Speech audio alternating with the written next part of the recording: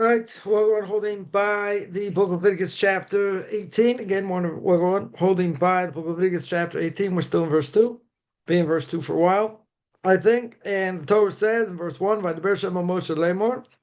God spoke to the Jewish people saying, "Taber b'nei Yisrael v'amart alehem ani Hashem Elokeichem." So it says, "Speak until children of Israel, saying to them, I'm the eternal your God." So Rashi said before, I'm the one who spoke on Mount Sinai. I am the Lord your God. It's kingship you accept it. Therefore accept my decrees. It says Rabbi Yehuda Nossi, Rabbi Yehuda the Prince. It was manifested known to him in the days of Ezra.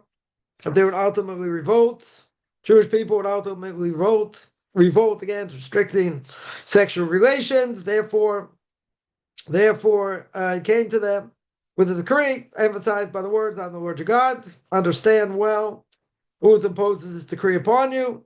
Judges who fashion it is to punish, right? Or the judge would say better, but it was certain also to give rewards. We spoke about reward and punishment. We spoke quite a bit about that, and we've been going through the last number of weeks. Last week, guys had off because of fast the 9th of Av, but we're continuing with the Or Chaim HaKadosh, and we mentioned a few weeks back that he had said the name of the Arizal, right, according to Kabbalah, right, we'll keep this relatively simple, that person, let's say their soul can change, right, and go from good to bad. How does it go from good to bad, right? The soul can change. Person ate something, let's say it had some bad elements in it, it had maybe a reincarnated soul, that was in it, that made the food kind of sick. So you ate it, and now it becomes part of you, and now it has an effect on your soul, so to speak. So we spoke quite a bit about that, and the fact that we got to be careful what we take inside of ourselves, i.e., what we eat. Yeah, you got to be careful also, right? As we say, you got to be careful. Person, be careful what they eat. Very good, but should also be careful what they say as well. Nonetheless, it says over here, that a person, their soul can change, right? Sometimes they can feel it, like they don't understand why, just in general, why they draw into certain things, that may be forbidden when. In the past, okay, they might have been drawn to it more, some less. Or like it's really been out of mind, out of sight. Or out of sight, out of mind. So you ask, like, what's going on over here? What's the purpose? Why do they feel what they feel? Why does they feel that something bad has entered inside of them? Right? That's, they don't know. Could be something you ate. It could be, any number of things. The Or Chaim HaKadosh over here says it could be there's a soul had to come back to this world for whatever reason and go into, an apple, let's say. So someone makes the blessing over the apple, frees the soul. Okay, but the soul went in the apple. Yeah. Or something bad. I don't know. Something bad went in the apple. It can have an effect on the person who ate it, even if they make a blessing. Now, says the Or Chaim HaKadosh here. He says further, we brought from David Melech, King David, of blessed memory, says in Psalms chapter 40, verse 9, he says, let us do your will. I desire to do your will. And then we're going to focus on the last part of the verse. And your Torah should be within my insides, within my stomach. Yeah, within my bosom, let's say. So it says, Or Chaim, he comments on this. He said before, again, we want to go on the right path. We want to do the right thing. We want to go, and do God's will. Very good. So the Torah should be within me. Right? That's what we said before. So then he says, according to your intellect, what am I saying? What do I mean when we say the Torah should be within you? Yeah, what do we mean by that? He says you should know,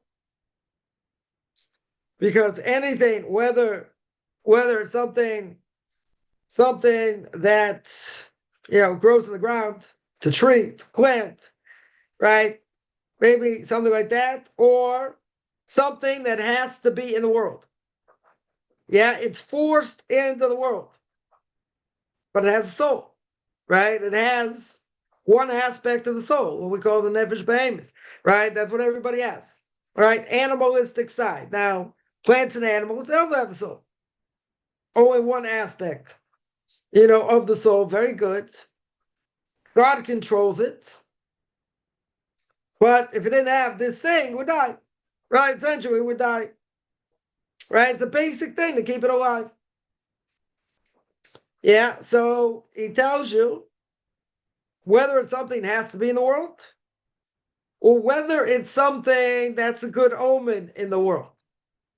What we call a segula, right? There are a lot of omens, that, we sometimes may do,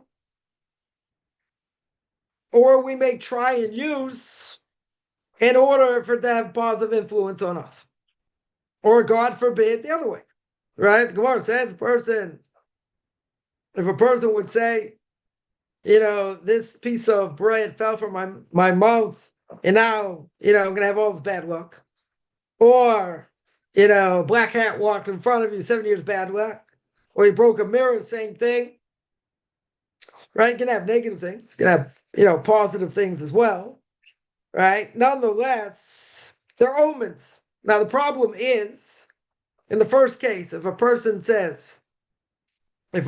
would say, if this piece of bread falls from my mouth, I'm not going to get out of bed. I'm not going to go out. The bad side, right? Let's say it's a bad side. That's forbidden. That 100% is forbidden. So if a person, Abdil, would rely on a horoscope. Yeah, horoscopes don't mean anything. Doesn't really mean anything. Astrology, if someone really knew what they were doing in astrology, okay, that'd be forbidden. But again, a horoscope doesn't really mean anything.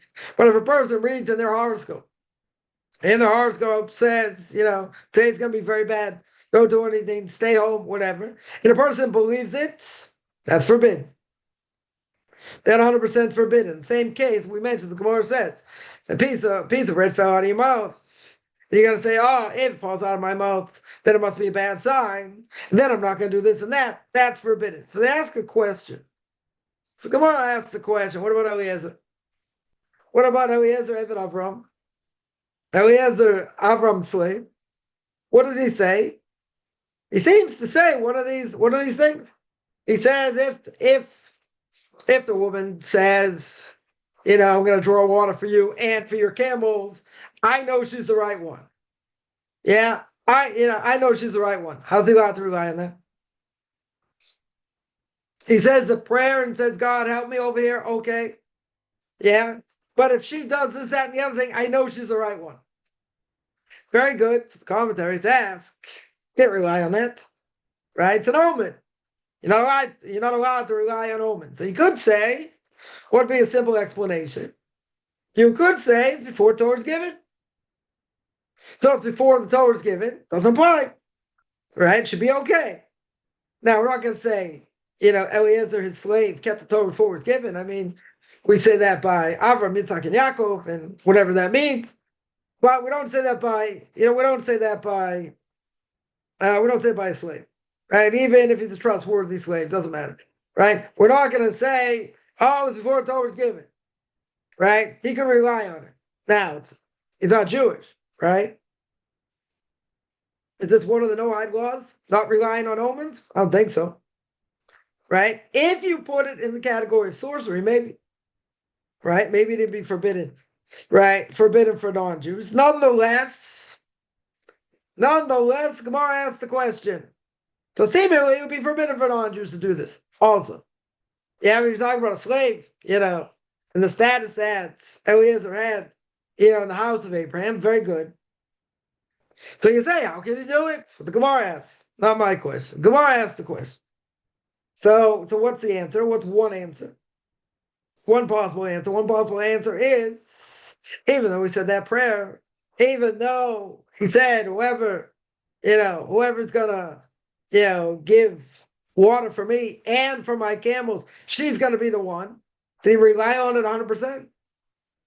Is he saying this thing 100% that it has to be this way and he's relying on it or not? Right? So the Gemara says, no. He said a prayer, right? This is what he wants, right? He wants a sign. He wants God to show him a sign. Now, is he relying 100% on this sign? And if he doesn't get the sign, then we know it's not, she's not the right one? No. Because if you're going to tell me the other way, if you're going to tell me he's relying on this sign, and he's relying on this sign 100%, then that would be forbidden. Right? What the Gemara says, that would be forbidden. Can't rely on it 100%. So he's not relying on it 100%. Right? One answer. Right? One possible answer. So that's what a segula is. Some people, let's say, will pray, the graveside of righteous people, to intervene for them. Now, you're not praying to them, right? People always ask the question, why is that permissible? Why isn't that idolatry? Because they're not praying to them. If they were praying to them, that's idolatry. They're not praying to them. Right? They're saying, in their merit, God should have mercy on me. Or God should give me this. I think you're praying to them. Right? That would be forbidden. Right? People do all kinds of things. They'll, for, let's say, for livelihood. Or to find a marriage partner. They read every day, they read Perek Shira. Right? All these verses, and, animals and all that. Right? They'll do that. They'll say Parshas Haman. Right? They'll say the passage in Parshas B'Shalach talks about the manna, which is also a good omen for parnasa, for livelihood. Or, some people for 40 days, also an omen for a lot of things. For 40 days, they'll say Psalms 90 to 106. Yeah, including 106. You say it 40 days, wherever it brings down, you say specifically what you want. You can only ask for one thing, and you say it for 40 days. You say those Psalms for 40 days. Having intention for one thing. Like in the beginning, you say a person needs, let's say, I don't know, they need health. So they say, I'm saying these Psalms for the sake of health. And they say the Psalms, right? Then afterwards, they give small amount to charity. Doesn't have to be a lot. Give a small amount to charity. You can't give on Shabbos. So you set aside the next day, or whatever it is. Okay. So you have all these things that people do as a good omen. Yeah? So you tell me, well, what if they don't work? Okay. Why? Now, if something is proven to work, let's say, and it doesn't work, what happens? Right? Had someone tell me the same Perek Shira for 40 days. And again, it's supposed to be good omen to get married or find your partner, let's say, and for livelihood. So the person tells me, I said it 40 days, didn't work.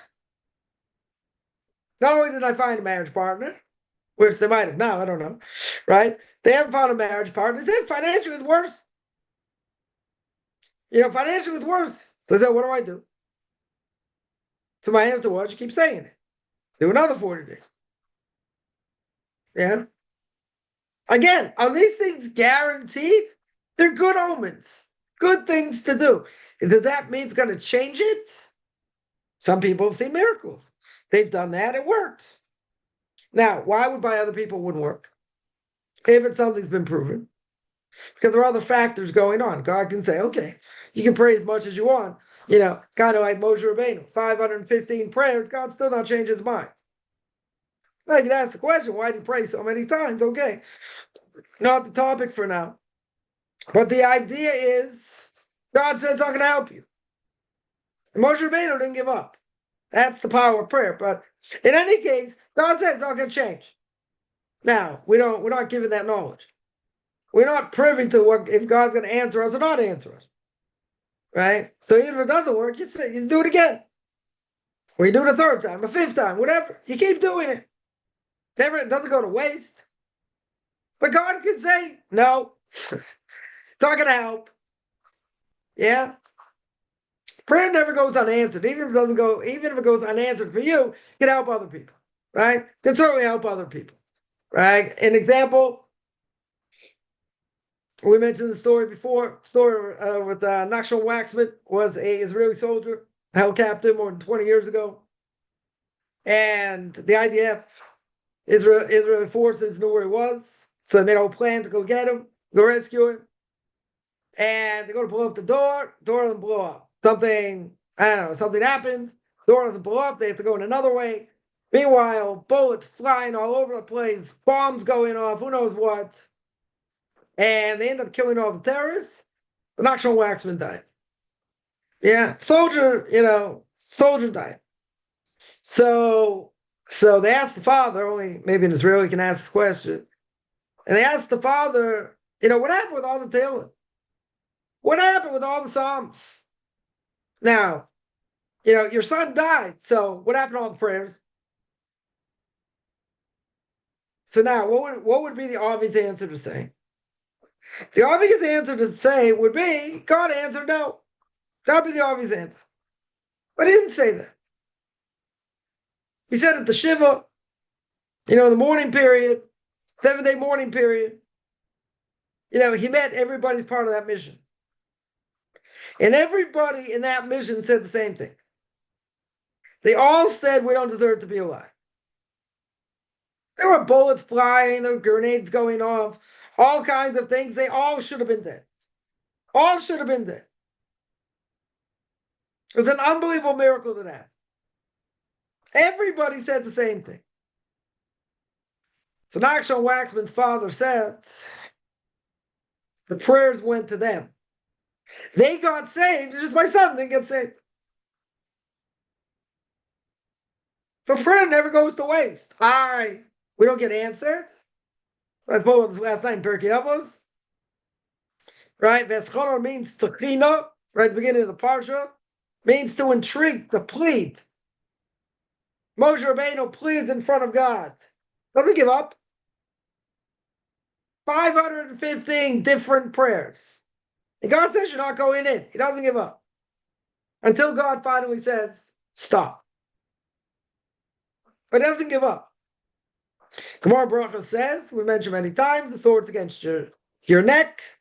Yeah, God can still have mercy. You might die. God can still have mercy.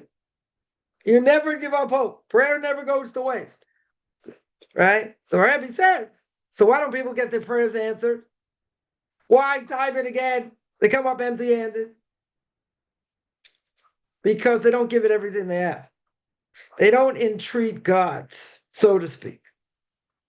They don't look at whatever situation they're in like they're on their knees and down to the last 50 cents or the last $1.50, as I would say. And they have nowhere else to turn. They're begging. They're begging like a poor person. Hard to do. Or, a person's on their knees begging for life. Person prays like that, you get presents. Because you're begging. You want it more than anything else. You don't just say, I need this, I need that, I need the other. God knows that. God understands it. You still have to ask for it. But you have to ask for it like, well, you're demanding it. But it's a language of entreatment. You're calling out. You're crying out. So I remember Marabi says like this. He says, a lot of people say the same thing. I keep praying. I'm getting no answer. Or no is an answer. So he says, you got to pray from the deeps of your heart. You got to pray from the depths. That's what you got to do. So he said, this is something that has to be made known. I just, whatever, read this over last week. Or whatever, this Friday night. It's past Friday night. And he says people have to know this. Yeah. So it's in print, he says. Go tell other people. This is something that has to be known because this is a common thing. People say, why my prayers not getting an answer? So what's the answer? The answer is you're not on your knees, you're begging. You gotta beg. Like a pauper. Like you have nothing. Now, does God deserve to answer you? He gets out, I don't need to answer you. You put yourself in your own situation. What do you want from me? But you gotta beg. You're going to the king. Yeah. So a person may say, I'm really shy. I don't really know how to express myself. This and that. If you're in dire straits, you or a loved one are about to be hung, or whatever the case is. Yeah, or be thrown in jail, or be in exile, whatever it is. And you have an opportunity to see the king. When you go into the king, you don't have a docile conversation. Hi, how are you? What's new? By the way, I got this problem. Maybe you can help me. You got to show you're in dire straits. You got to pull on his strings over here, of what you're going through. Right? You got to make it real graphic. Because if you don't make it real graphic, that's so important. The king can say, oh yeah, I'll get to it. What do you mean you'll get to it? You don't help me out tomorrow, I'm dead. I'm as good as dead. It's my last shot. But you had an opportunity in front of the king. If a person's in dire straits and you have an opportunity to go in front of the king to plead your case, you're pulling out all the stops. You're going to be the greatest actor in the history of man, even though you're not acting. Right? If the king sees it comes from the heart, and it really comes from the heart, and you're pulling on, those emotional strings, isn't there a good chance, a very good chance the king say, okay, I'll take care of it. I understand your plight. I feel so bad for you. I'll take care of it. Right? I'll make sure it's taken care of. But if you go in and you say, well, I need this to be fixed. I'm in a little bit of trouble here. I need this to be fixed. The king's not looking at it as an emergency. You didn't really show too much emotion. So the king thinks, it's not that really, might be important, but it's not that important. I got other things I need to deal with. The person sits there and begs. Yeah. They get on their hands and knees and say, listen, my life's going to be ruined. Totally ruined. I mean, thrown in the electric chair, God forbid. Be, thrown out of town. Could be, whole family taken away. A million different things, whatever it is. But you don't show the passion for what you're going through, he's not going to take it so seriously. Even if he knows deep in your heart what it is. Yeah? That's not called entreating. That's not called begging. You need to beg. Now, even if you do that, could there be other things going on and God can say, no? You do that. Because there are other factors involved. But if you don't do that at a minimal level, God's not going to answer your prayer. This is exactly what Mary says. This has to be made known. And people have to know that if your prayers aren't answered, you go back, not only say it again, you don't give up. Moshe Rabbeinu didn't give up. Right? You certainly don't give up. You give it everything you have like a pauper. That's what we say at the beginning of Slichus.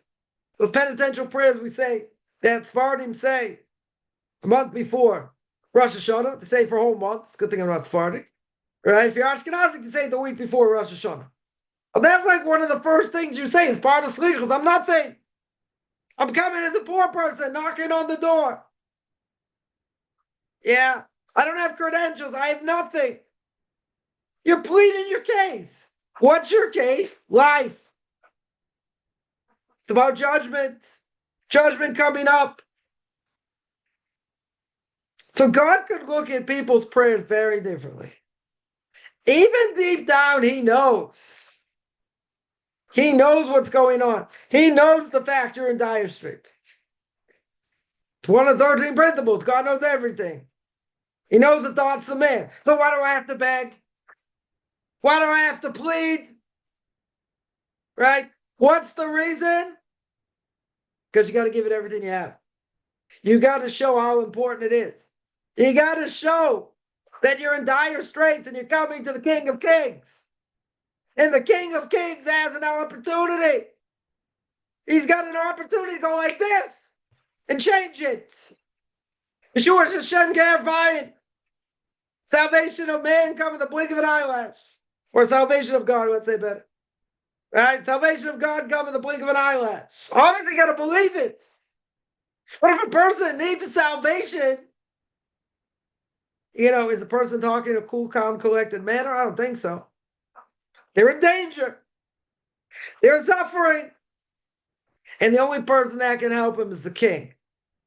So if the only person that can help is the king, you're on your knees. Obviously not literally, but you're on your knees. You're begging. You're begging. Imagine the prayers of our righteous matriarchs. Sarah, Rivka, Rachel. What do they have in common? They were barren. Difficulty having kids. Sarah, God had to change her nature. It wasn't possible, according to nature, for her to have kids. So what do the commentaries say? Why did God make them barren? Because he loves the prayers of the righteous. What? God's going to make people suffer so we can hear them pray better?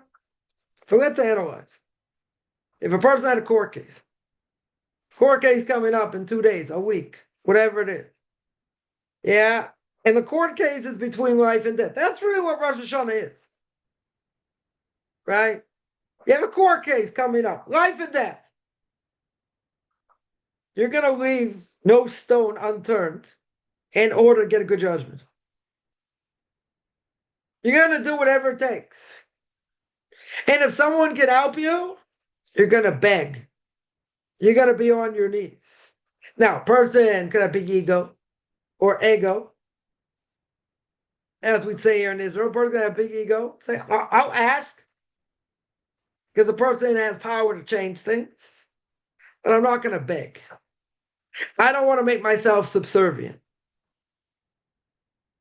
Now again, person comes to a flesh and blood king that has power. That has, we don't really have, really any kings today that have this kind of power. Maybe have some dictators like that can, have people killed left and right and whatever. But okay, but as a king, they don't have the power today. Right? It's only, figurehead, whatever. They don't have that kind of power. But imagine, you would go to a flesh and blood king. You would go to a flesh and blood king. There's a bad decree. Tremendously bad decree. You go to them to help them fix it. Now, you might, if they're Esav, right? They come from Esav, you bribe them. That's the first thing you try and do. You bribe them, right? In order to get rid of a decree. Famous story in time of the Chofetz Chaim, it's a bad decree in the Jewish people. So the Chofetz Chaim tells one of his students, go to the king, go bring a lot of money, and I mean a lot of money. Go bring a lot of money and go bribe. So the student says, I'm afraid to do that. You can throw me in the dungeon, you can have me killed. Chofetz Chaim says, don't worry about it, go. He goes to the king, takes out this big sack of money, jewels, puts it in front of him, and he says, I come in the name of Jewish people. This bad decree, we want it rescinded. We want the king to get rid of this decree. An open bribe. King looks at it, starts screaming at him, says, you think you can bribe me? Who do you think you are? I should have you killed. Get out of here right now. If I ever see you again, I'm going to kill you. And he runs. Goes back to Chofetz Chaim, says, I'm not going back. So I'm absolutely not going back. Chofetz Chaim says, you didn't give him enough money. I told you, bring him a ton of money, and he'll rescind the decree. So I can't go back. Chofetz Chaim said, just do what I told you. He goes back, petrified, goes in front of the king, takes a sack twice the size. Jewels, money, sticks in front of the king, lifts it up, puts it on the table. King looks at the money, looks at him. He's like, who do you think you are? You think you come back a second time I told you I'll have you killed? You think you can bribe the king? Yeah. And he throws him out a second time. He goes back to Chofetz Chaim and says, that's it, I'm done. He said, I'm not going back. Chofetz Chaim says, I told you, you didn't give him enough money. Go bring him an absolute ton of money and bribe him. Guy said, I'm not going. Chofetz Chaim ordered him to go. So he went. This time he's got 2 sacks. These 2 humongous sacks. Gold, silver, jewels. It's like struggling to bring them in. Puts it down in front of the king. He's like, oh, you're back again? He goes, I have you killed. He sees these 2 humongous sacks. He says, wait a minute, let me see. Looks inside one. Looks inside the other. Looks at both of them. Looks at this Jew. And he says, okay. He said, I'm going to write this out. This decree is an oath. So he writes it out. Said you can send it, whatever. This decree is an oath. Thank you very much. Have a nice day. Those Jews are like, I don't get it. Like, what happened over here? He got the decree and oath. Exactly like the Chofetz Chaim said. So he goes back to the Chofetz Chaim. And he says, look, the king annulled it. I have it right here. Chofetz Chaim says, I told you. All you had to do was bribe him. But you didn't give him enough money. So this Jew asked him, how did the Rav know? How did the Rav know that he could be bribed? He says, what is Esav? When Esav comes to Yaakov, what's the first thing he does? He bribes him. If that doesn't work, then what does Rashi say? He's going to pray that he doesn't attack him. If the third thing doesn't work, if the second thing doesn't work, then he'll go to war against him. Go to war is the last resort. But he says, since I know from my great-great-great-great-grandfather, Yaakov Avinu, what did he do? He bribed Esav, right? And the Western world comes from Esav, Edom. That's Europe, America, South America, even though I'll throw in Australia. Yeah, they're all part of Edom. Edom can be bribed. When he came back the first time, I knew you didn't give him enough money. Because Edom can be bribed. And even the second time you thought you gave him a lot more. Why didn't it work? Because you didn't give him enough. The third time, when you finally got the message, he gave him double, the triple, 3, 4 times the amount you gave. And then he looked at you and he looked at the bags. Yeah. Then you knew you had him. Because he can be bribed. Right? Now, can God be bribed? God can't be bribed. At the end of the day, as Rabbeinu HaKadosh, Rabbi Yehuda Nossi, Judah the Prince, as he was known, was on his deathbed, and he was afraid. So they asked him, come on, all the Torah you learned, all the Torah you taught, what are you afraid of? So they said, if I was going to a flesh and blood king, and I could bribe him and do other things, I wouldn't be as worried. Because there are ways to get around it. But if you go into the King of Kings, the pillar of truth, absolute truth, you can't bribe the king. There ain't no bribing the king. So if you have an opportunity to be in front of the king, i.e. in prayer, you got that golden opportunity to give it everything you have. Because he's the one that can make the change. Now, he can say no, 100%. Because other things going on, he could say no. Or maybe, or whatever. He could. But as my Rebbe says, if you don't entreat him, if you don't beg like a pauper, why should he answer yes? So he can say, but he knows the thoughts of man. That's the obvious answer. I don't need to beg. I need to ask. I need to show respect. Maybe I need to give an argument why he should help me. Let's say. But you tell me I don't need to beg. Because essentially God needs the thoughts of man. He knows the thoughts of man. If he knows the thoughts of man, why do I need to beg? Because what does begging do? Begging invokes divine mercy.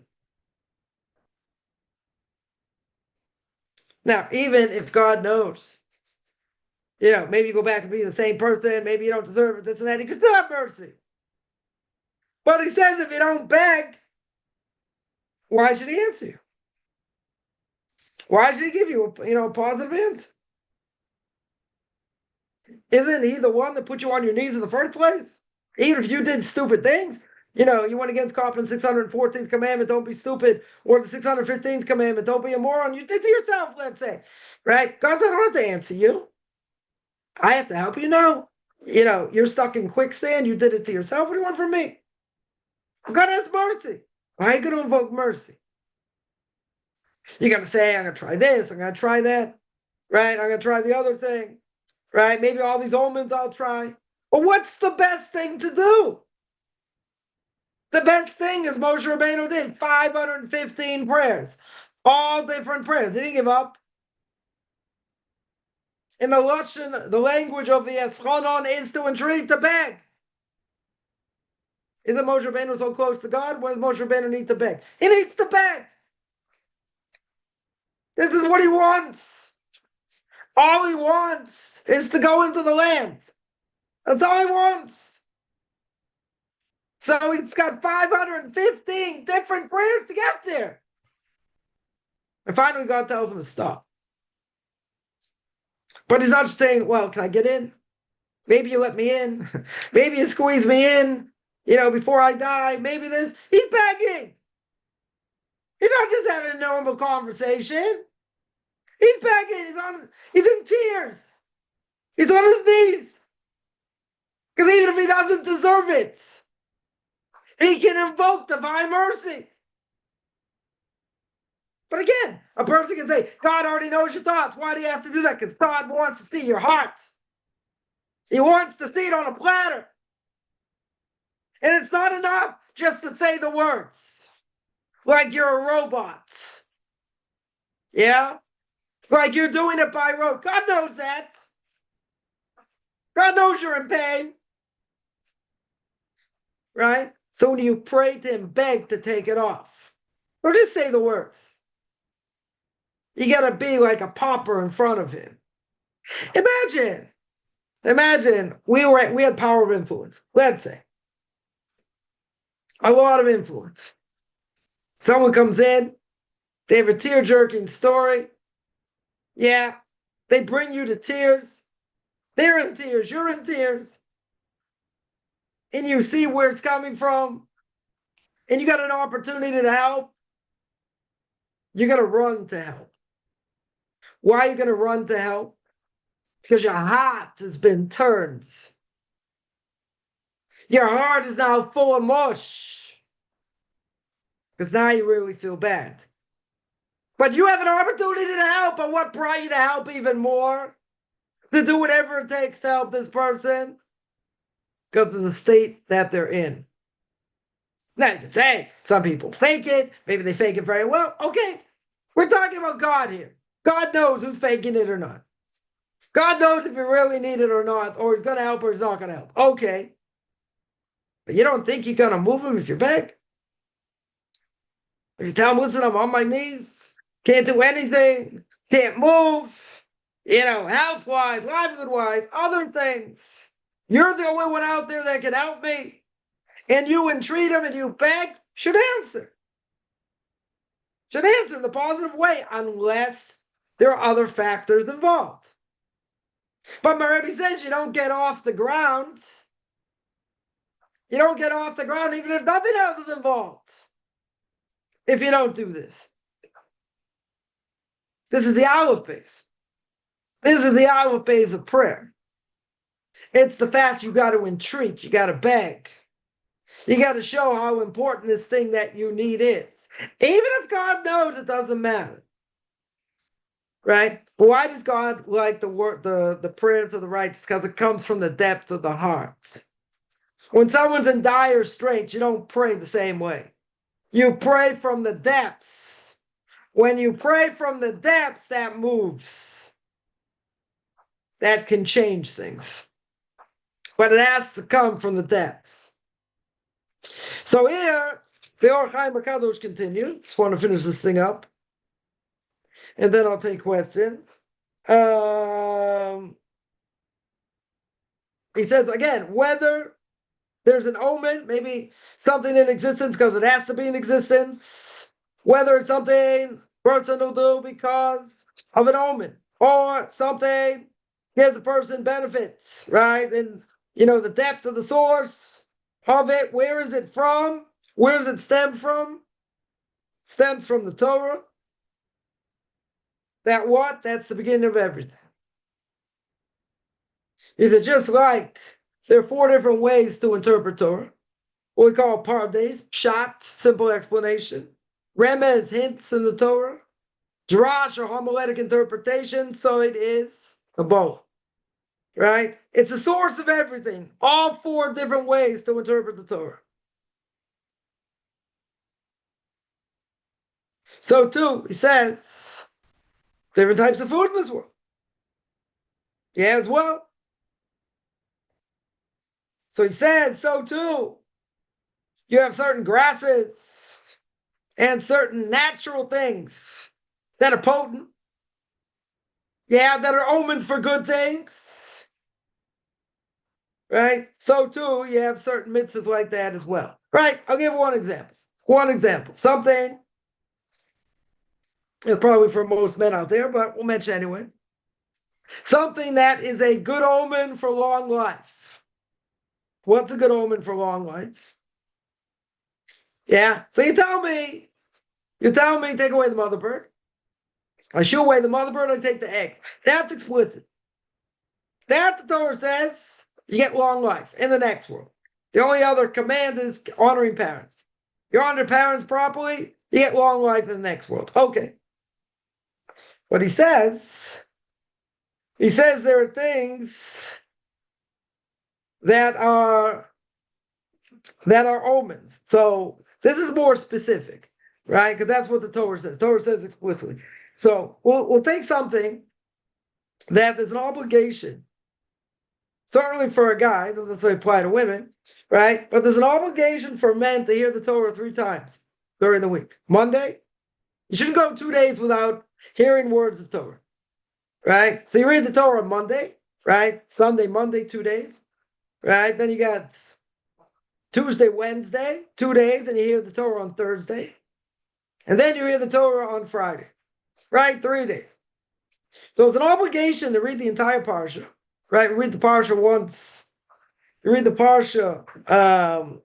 Sometimes you have 2 parshas, right? In order to finish the Torah in a year. So let's say you got 1 parsha a week for most weeks, right? Very good. So you should read the parsha 3 times. You should read it twice in Hebrew. You should read it once in Aramaic. Now, some people say I don't understand Aramaic. Okay, so you should go to with Rashi. Most people should go to with Rashi anyway, right? If you're a guy. Why? Because that'll give you fear of heaven. Right? See what Rashi says, how he says things, and how he learns things. Give you tremendous fear of heaven. Okay.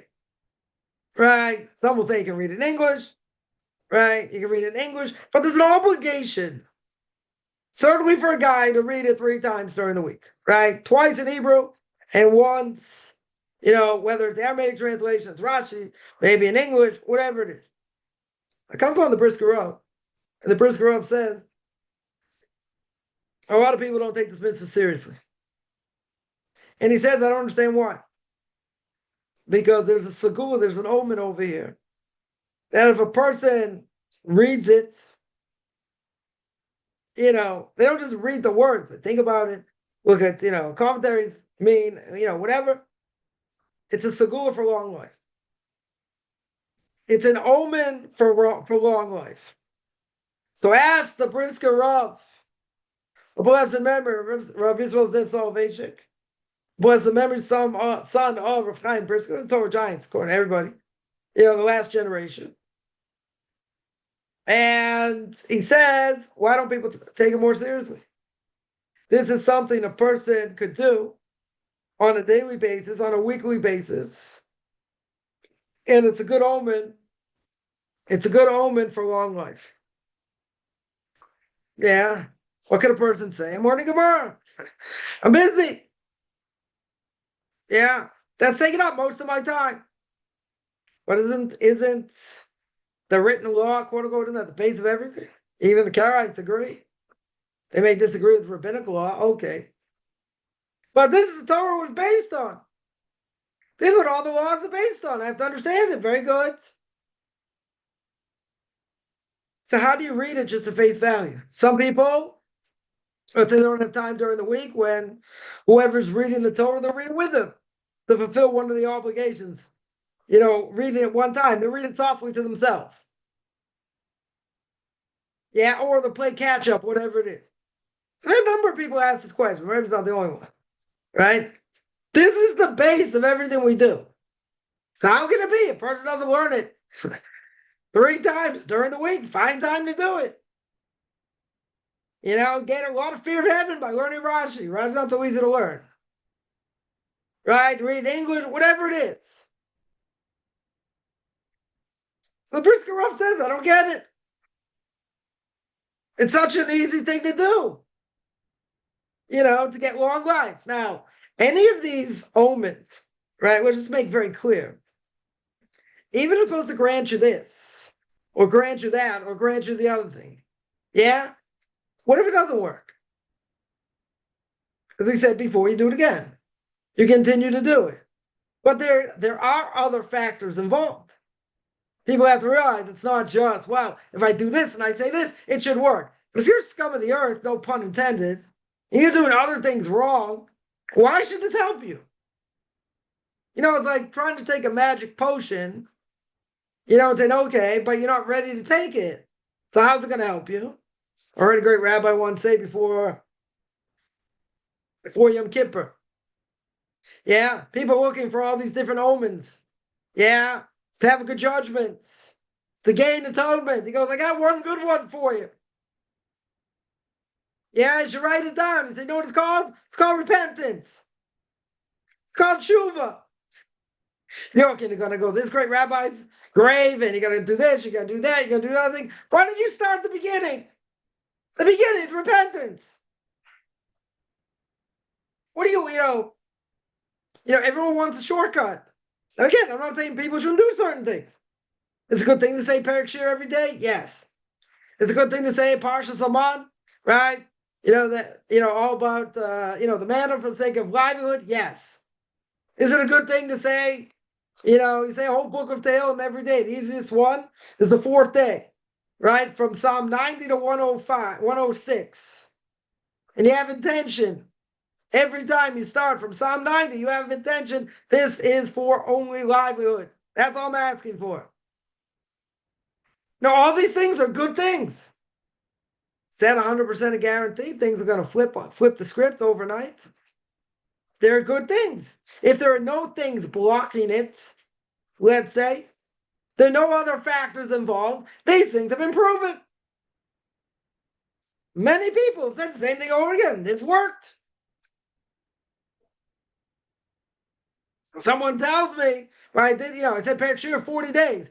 I don't have a spouse or, anything close. Or, and my life was gone south. Could be other things blocking it. Okay. That wasn't my answer. My answer was you keep doing it. And you keep going. God at this point could have said no. Okay. Doesn't mean it's going to be no forever. And it also doesn't mean you're going to be rich. That's not what it means either. Right? At the very least, you shouldn't be in the red at the end of the month. You have to pay all your bills. That's another thing getting out of. Okay, but having livelihood in general. See, this is where people get stuck. And I say, but I did this. And I did that, and nothing seems to work. What do? You keep going. That's what you do. It doesn't go to waste. Maybe it doesn't help you at this point. Doesn't mean it won't. Yeah, but I've been praying for the same things, this and that. So this is where my Rebbe comes in. And he says you got to beg. You got to absolutely beg. That's where you see the change. Now, a person can say, well, I've been doing that. People think, sometimes, that things are, abracadabra. Things are going to change in one split second. Yeah, it could. Right? We definitely say Yeshua's Hashem Kerafai. 100%. Right? 100%. We say that the what do you call it? The salvation of God come with the blink of an eyelash. Very good. Literally could come overnight. Person's, in the middle of the 40 days. It could happen before the end of the 40 days. It could happen in 60 days. It could happen in 2 days. It depends how things get opened up, so I can't answer. But what I can say is that at the end of the day, all these things, they don't go to waste. But you say, but I need this now and this now. Okay, God will give it to you when you need it. Right? Or when he thinks you need it. That's what he's going to do. That 100%, that's what he's going to do. Not before, not after. But these things can certainly help. Right? There's no question. But a person, as we said before, a person absolutely has to beg. Because if you're just saying the words, it doesn't mean anything. Right? You get credit for it, not saying not. But God's going to say, well, you don't sound like you're really dire straits. I don't see from the tone. I don't see from, how you're acting. I know you're in dire straits. I get you're in dire straits. But if you come into a king and you're just going through the motions and you're just saying the words, it doesn't show them you're in dire straits, even if they understand the situation. But if you sit there and beg and you're pulling on their teardrops over here, and you're embellishing the story, you're not lying. You're saying what possible repercussions are and what could be and the danger that you're in. Very good. Yeah, that can have a tremendous effect. God any different? But you have to show it. So how are you going to show it? Just by saying the words? He wants to see it from the heart, as we've said. Yeah, let me take some questions. Scottish don't have signature of the Middle East, so what? Doesn't matter. Doesn't matter. The Western Empire, the Western world, we look at as Edom. Yeah, they spread out all over. Right? They spread out all over. So therefore, because they spread out all over, right? So we look at the Western world in general. That's the way we look at it.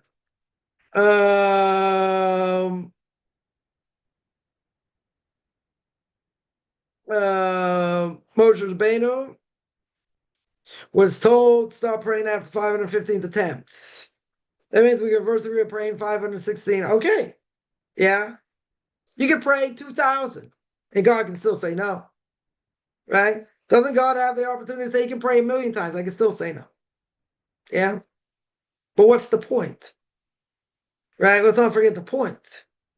The point is that God is saying that even if the sword's against your neck, as the Gemara in Brachos says, even if it's against your neck, can God have mercy?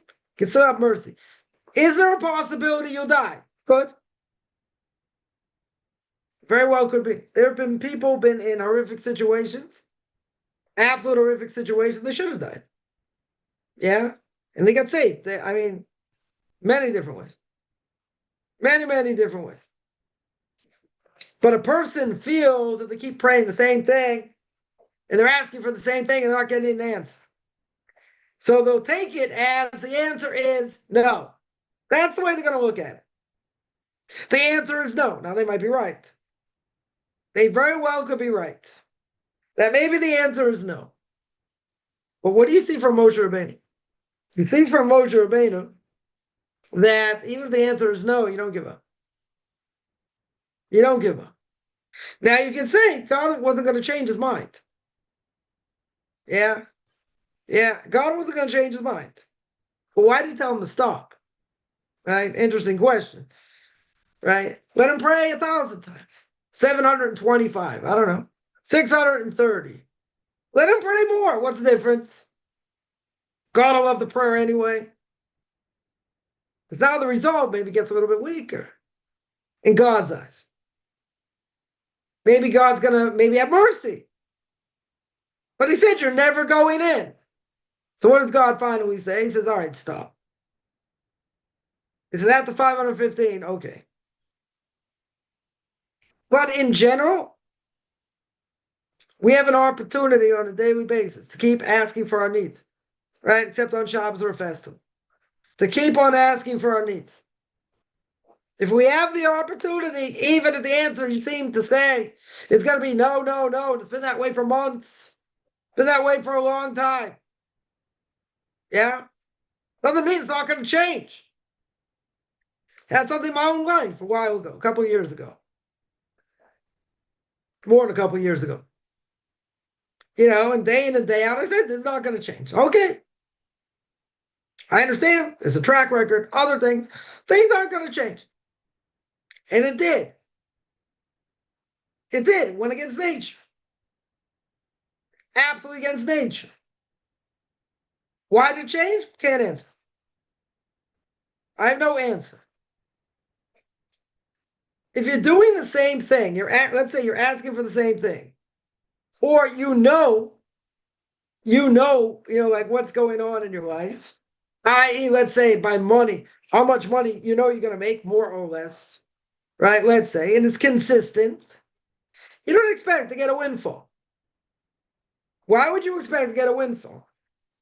You didn't change anything. You didn't take on any extra things. And let's say you're trying to sell yourself, so you didn't do any extra marketing. You did the exact same thing. So if you do the exact same thing, you should get the same results. Because the results are consistent. Sometimes better, sometimes worse, but they're consistent. Now, to say you're going to get a windfall 2 weeks later, that's not according to nature.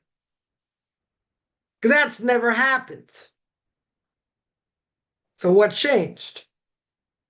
So I can't answer what changed. Yeah? At that point, God said, okay, I'm going to change now, I'm going to answer. And this is what he did.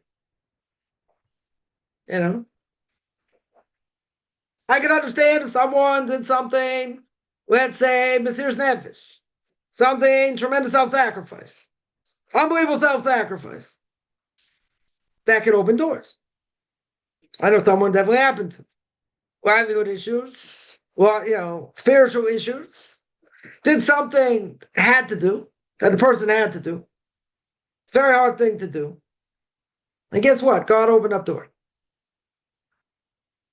God opened up doors, livelihood-wise, and spiritually as well. Opened up a number of doors. Now, I'm convinced the reason is because of that self-sacrifice. Now, again, I could be wrong, right? Definitely could be wrong. But I don't think it's a coincidence when somebody decides to do something of monumental importance, even if it's very, very hard or seemingly almost impossible to do, but they have to do it to get to A from B. That makes big noise in heaven. Makes a huge noise in heaven. So God looks down and says to the angels, look, this person's not even Jewish. Yeah? Look what they're willing to go through. Look at that self-sacrifice. What they're willing to give up because they want to be part of my people. Yeah? So this person struggled for years. Livelihood-wise. For years. God made certain connections, different things, made a major deal. Shortly when this happened, it wasn't like, it was 6 months later, it was a year later, it was like almost instant. It was in a very short amount of time. I told this person, beyond the shadow of a doubt, again, my opinion for what it's worth, that's what changed. It's absolutely what changed. Now again, could I be totally wrong and it looks like that? Could be. But when a person makes a decision, they make a monumental decision. A very hard choice. A lot of self-sacrifice. A lot of blood, sweat, and tears, I would say. And the person laid themselves on the line for God, that makes big commotion in heaven. Makes a huge commotion in heaven. Something like that was done, person's life changed overnight. Again, other, different hardships later. Okay. But this changed overnight. There's nothing else in this person's life that they did that had this effect except for this. At least from my perspective. This thing took them over the top, way over the top. Didn't mean that, everything went so smooth and whatever, okay. But there was a major, major, major change within weeks. Almost instantaneous. Right? So it's not like, oh, you're grasping for straws. Again, I can be totally wrong. Yeah. But I'm pretty convinced that, God saw that and he acted on it and he said, okay, I'm going to change everything now in one shot. And he did it in a short amount of time. If he told me it was 2 years later, it was 3 years later, it was 5 years later, okay. You don't see something like that. It's very direct. You don't see the connection. Okay. But if you see something within a few weeks, something drastic changed. Yeah. So in this case, I think that's the answer. 100%. I think that's the answer. Now, in my case, I don't have an answer. Because I didn't change anything. Nothing changed. In the back of my mind, I said, okay, let's see what happens. Give it a certain amount of time. I'm open, I'm game. Let's see. Did I expect something to change overnight within 2 weeks? Never. It didn't make sense it would. Right? You got to have your feet on the ground. You got to see. If things come in consistently like this or like that, sometimes better, sometimes not, you don't think it's going to go up exponentially. You'd be dreaming. Say, come on. Wake up. It's been this way for so long. Why do you think it's going to change? No, now it's going to change. Why? So I don't have an answer. I don't have an answer why. I didn't change anything. Nothing drastically changed. The only thing I can tell you is that opened up doors for a number of years to come. Overnight. Out of nowhere. No explanation. No explanation. I didn't make any more videos than I normally do. I didn't do anything, that I didn't normally do. Yeah. So there's consistency. You say, okay, I understand what should happen. I understand what should be. Very good. So this is the way it's going to be. Okay. But to tell me this is going to happen 2 weeks later, out of nowhere, that's very hard to say. You'd be dreaming. And I always say, come on, you have no reason to say that. You have nothing to back it up, and they'd be right. Because if you got consistency for so long, and all of a sudden a windfall happened from somewhere you didn't expect, that's not normal. That's not going according to nature. Nature out the window. There's something else going on. So God opened up the doors. Why did he open up the doors at that time? Can't answer. I have a plausible answer, but I don't know if it's true. No idea if it's true.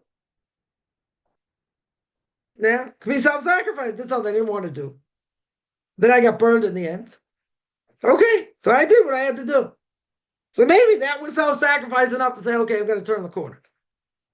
I don't know if that's true. I'm just saying that in theory. Could be. But I'm not going to bet all my money that I don't have on it. Right? It's a possibility. Yeah, definitely a possibility. So someone mentioned, right, by reversing the decree, 5 or 16 prayers, 3 times a day, right? Think about 200 days to reverse the decree. Yeah, if you pray in 516 days. But think about it, if you pray 3 times a day, and let's say, so let's say you got 365 days a year. Yeah, so that's 1,000 prayers, more than 1,000 prayers, right? 1,100 prayers, give or take. Yeah, so let's say you're praying for the same thing 5 years down the line. Maybe something turns. Or 3 years, right? So imagine, that's 4,000 prayers. Person would give up after 100. Week in and week out, they're still not getting an answer. What's the person going to say? The answer is no. And they're going to say, I'm not going to ask for it anymore because God said no. Well, at this point, he did. Who says he's not going to change his mind? Who says it's now the time to give up? You don't give up because you don't know what it's going to be. I can't even tell you how many stories I've heard where people's lives changed. I'm not going to say by accident because there's no such thing as accident. Yeah. That God showed in a blink of an eyelash, I can take care of business. Yeah, I can change things. Now, I know of a number of cases where there's like, it's like a psych job in a certain way. God says, okay, you don't think I can do anything? I'm going to show you. Yeah. Okay, let's say it didn't work out. Let's say there are a number of things that didn't work out. Okay, what does that show you? You say it didn't work out. What is it meant to work out? Very good, but what does it show you? Doesn't show you just it didn't work out. It shows you that something can come along, the blink of an eyelash, you never expected, can turn the whole thing on its head. Where you least expected it. Okay, it didn't work out. Good. I'm telling you, I've seen a number of things in my own life. Like that. This could happen, that could happen, something else could happen. Realistically, could have. Okay, they didn't. Some of them didn't pan out, or a lot of them didn't pan out. Okay. Doesn't mean they won't. Right? Certainly doesn't mean they won't. In the end, maybe some of them they won't. Okay. Yeah. Doesn't mean you're just dreaming. It very well could be. It very well could be that what? Very well could be sometime in the future. Right? Sometime in the future could be like that. It could happen. Will it happen? I can't answer. Right? Doesn't mean it can't, though. Just right now it hasn't. Very good. Right? Very good. But what does that show? What does that show? It means it can change overnight. That's what it means. This didn't work out. Okay. Maybe it'll never work out. Okay. But what's God showing you here? Right? That's why I call it a psych job in a certain way. Right? Why do I call it a psych job? Because God's showing you, I could change the tide at any time. Yeah. Just because this didn't work out doesn't mean I'm not here. Doesn't mean things can't change. And you'd be surprised where people's lives have changed. In many ways they can't explain. It's not normal. It's not according to nature. Yeah, and they themselves would have said, I never would have expected it. Never. It's God's way of showing I'm still here, still in the background. Right? Even if it didn't work out, doesn't matter. See, a number of things this could have gone, something else could have gone. Okay, some of them more realistic, less realistic. Okay. That's fair. But if it was something's realistic and could have happened, let's say for whatever reason it did. What's the main reason it didn't? Because God didn't want it to. Okay. Doesn't mean it'll never happen. Right? But okay, it didn't happen. Good. So what's the reaction? The reaction is it can change overnight. That's the reaction. Someone asked, are there no dietary laws for Gentiles? Nope. No dietary laws. Are they affected by that was considered not kosher? Nope. Doesn't affect them. A non-Jew. Kliyakar says, you see, non-Jews eat all kinds of creepy crawly things. Doesn't affect them. Affects the Jew. Right? We're talking about the laws of kashrus. Back in Leviticus chapter 10 or chapter 11. Yeah, but at the end of the day, even if science hasn't proven it, doesn't matter. The fact is, it affects the Jew. It doesn't affect the non-Jew. So the Kliyakar says, if it doesn't affect the non-Jew, why would a non-Jew do it? It would be like eating a placebo. This does not affect the non-Jew. Should they still be grateful even unclean food? Why? Why should they be? Why should they be grateful? It doesn't apply to them. Yeah. When the Torah speaks a number of places about non-kosher animals, who's God addressing? Who's God addressing? Jewish people. Not addressing non-Jews. 100% not addressing non-Jews. Can a person have appreciation for it? You can. No reason why you can't show appreciation for it. It doesn't affect you. right? 100% doesn't affect you, right? You can have appreciation for anything in the Torah, even if most of the laws don't apply. Yeah, you can learn about it. You're going to be grateful for it, even if it doesn't affect you, right? But again, anything that's not going to affect a non-Jew, I hear this all the time. But I want to do it. I want to eat clean animals, but it doesn't affect you. It has no effect. So it has no effect. Why would you do it? I hear people say, well, the rabbis that say, wink, wink, wink, we can't keep kosher. Yeah, there's no winks over here. You can't. Yeah, somebody say, but the Rambam says any mitzvah non-Jew does, they get credit for it. Okay. Why are they doing it? The person has to remember, keeping the no-hide laws. What's the obligation of keeping the no-hide laws? Says the Rambam, the obligation is that God gave the Torah to the Jewish people. And including in the laws that God gave to Jewish people are the no-hide laws as well. Now, how many non-Jews out there are keeping the no-hide laws based on that principle? Because if a non-Jew comes along and says, I'm going to keep the no-hide laws because they're universal, and because they make sense, that's not keeping the no-hide laws. That's not why you're supposed to keep them. You're supposed to keep anything, non-Jews are supposed to keep anything that's universal because God said that's what you're supposed to do. Because God passed it down to Adam, who passed it down to Noah, who passed it down to Abraham, got codified at Mount Sinai. All the no-hide laws. 7 are just an umbrella. You got 50, 60, let's say, all together. Right? Very good. But if you don't believe God gave the Torah to the Jewish people and also these laws for non-Jews, then you're not keeping them. Then you're absolutely not keeping them. Again, there are some people out there who tell you, as a non-Jew, go in front of a rabbinical court, take on the no-hide laws. Okay. I think it's good to do in front of witnesses. Again, person wants to do it, makes them feel good about what they do. I don't have a problem with it. Go in front of a beis din, they want to. They certainly don't have to. There are some out there, they'll give a nice plaque, right? They'll have it signed, by the beis din, they'll put it on the wall. Okay. You tell an Orthodox rabbi you did that, they'll say, okay. Very nice. But why is the person doing it? They do it, it makes them feel good. Okay. If it makes the person feel good, makes them stronger in their identity, be no-hide, so do it. Obligation? Absolutely not. Is it a good thing to do it in front of witness, make a declaration, you're taking on the no-hide laws? Yes. That's a good thing. Again, when I say it's an obligation, no. It's a good thing to do. But you have to admit, and you have to say that you're keeping the laws because God gave them Mount Sinai. You're not keeping the law. Nobody's going to keep the law and say, I'm keeping it because I understand that these are universal laws. That's not enough. Even if you would have figured out yourself not to kill, not to steal, a lot more details, okay. But even if it wouldn't apply, right?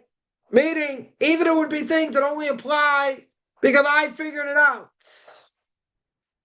Yeah, a person is not considered like they kept the no-hide laws. Yeah.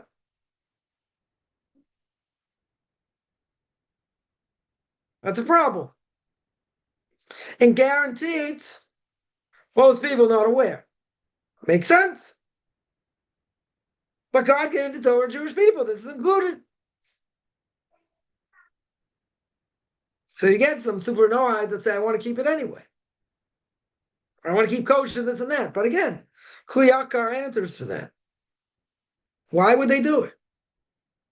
Why would they do it if it doesn't affect them? It's like eating a placebo. Yeah. Is it a good thing to respect Torah? Sure. 100%. Right? Should they be grateful for every last law in the Torah, even if it doesn't make sense, even if it doesn't apply to them? Sure. 100%. But are they affected by what they eat? No. I would say they're affected by what they see. But again, I would think there are basic modesty laws. Even for non-Jews. We've spoken about this before. Right? Even if there are basic laws, by non-Jews, can we say 100% they're obligated in them? I wouldn't say obligated. a woman in the summertime wants to go out and, in a bikini or whatever, shorts and a tank top. Can she do it? She can do it. Right? Aren't there basic modesty laws for that? I don't know. I don't think, I mean, I would think there should be as a moral imperative. Isn't that a basic law of society? I don't know. Society's gone out the window. Maybe you can't judge it by what society does today. I mean, if you look back at the 1920s and the 1930s, yeah, even when women at the beach were modest. Yeah, it's only more modest than today. Nothing to talk about. Yeah, so they understood. Their basic modesty laws. Basic laws. Yeah, so can you go by society? Or society, people don't even know what their own gender is? Today. So, like, that's gone out the window. But I think there's basic human decency. How a person should dress, the guy as well. Who says the guy should go out in shorts and whatever, even when it's hot? I think there are basic things. But they compared to society today, it's like, it's out the window. That's totally out the window. Yeah, there are no, there is nothing about modesty today. You dress the way you want. You wear less, you wear more, who cares? Yeah, there are repercussions for this, but that's, I don't want to get into that topic. The point is, they're basic laws. There are basic laws, but you're not keeping them because you understand I should keep them. Right? It's not just the basic understanding of, these are universal. Oh, yeah, I keep these laws. Yeah, first of all, there's a lot more depth to them. That's why people need to really, learn them properly. But, at the end of the day, I guarantee people will make mistakes. But even so, when a person says, I understand, and I'm going to keep what's universal, it's all God wants. He wants you to keep universal laws. Well, what's the point of keeping the universal law? How to draw close to him. And he's the one that gave them. And he's the one that codified them. And he's the one that passed it down to Mount Sinai. That's why they're keeping it. They're not keeping it just because it makes sense to them. Because there are certain laws that may not make a whole lot of sense. Yeah. But deep down they really do. Yeah. You tell, a Jew or a non-Jew, let's say, are you allowed to take a peach and a plum and graft them together and make a nectarine? Because, hey, people do it. Very good. That wasn't the question.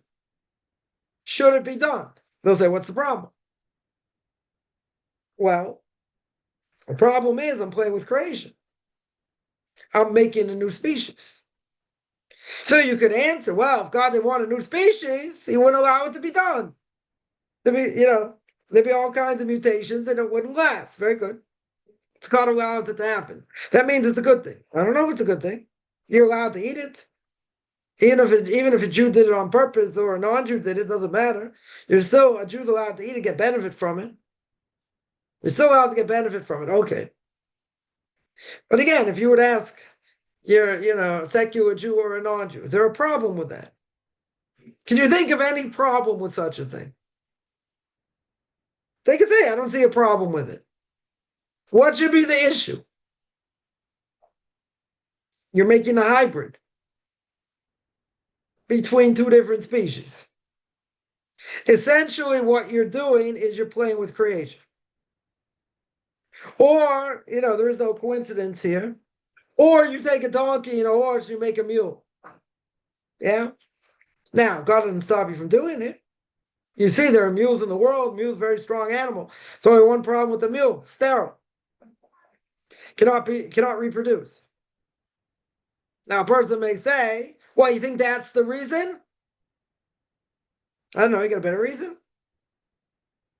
Well, if I put a donkey and a horse together and I make a mule, very good. So why didn't put two mules together and have them reproduce? Same union. Yeah. Or, maybe it'll mute with it'll make, let's say with a donkey or horse, maybe make another mule. Let's say. Doesn't happen. According to nature, it doesn't happen. Now, could be. Again, I'm not saying it's the only reason. It's probably the main reason, though. When you take two animals together and you graft them or whatever, you put them together, let's say better. You put them together and you make another entity. In this case, you make a mule. Yeah? It's very powerful, very strong animal. But I don't think it's a coincidence. You're playing with nature. Nature says, you know what? You're going to create that, or let's say better. God says you're going to create such a thing. I'll allow it. I'll allow you to have this mule. Not a problem. You want to do it, you can do it. But I'm going to make sure it never reproduces. And according to nature, a mule will never reproduce. Is that the only reason? Could be other reasons. Right? A person, engages, let's say, we'll keep this clean, in unprotected sex, yeah? Or, people exchange hypodermic needles, whatever, the person gets AIDS. Person get AIDS from it. I don't hear too much about AIDS today, but let's say, let's say a person gets AIDS. Now, I had someone once tell me, well, you think that's the reason? You think that's the reason? I was like, you got a better reason? They're doing something's wrong. Yeah? I don't care if it's two consenting adults. Let's say it's wrong. It's immoral. Don't you think something could happen if, you're not careful? Could happen. A lot of people have died from it. Magic Johnson still, tested positive. He hasn't come out with it. It's pretty amazing. The last 50 years, 40 years. Let's say he's had it, but it hasn't come out, it hasn't manifested itself in what it should be. Right? Like a walking time bomb, I guess, in different ways. But in any case, isn't there a result? Isn't that a direct result?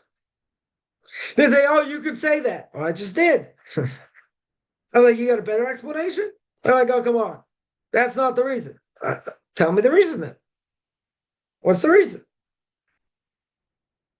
You're doing something, let's say, two homosexuals, unprotected, whatever. It could happen. Why not? It has happened. It's not like it hasn't happened. And then you find out someone's going to carry you, this, that, whatever. But you're playing with fire over here. Very good. Or not so good. So the person said, you're out of your mind. I said, you're right. I'm out of my mind. But what? This is a direct result.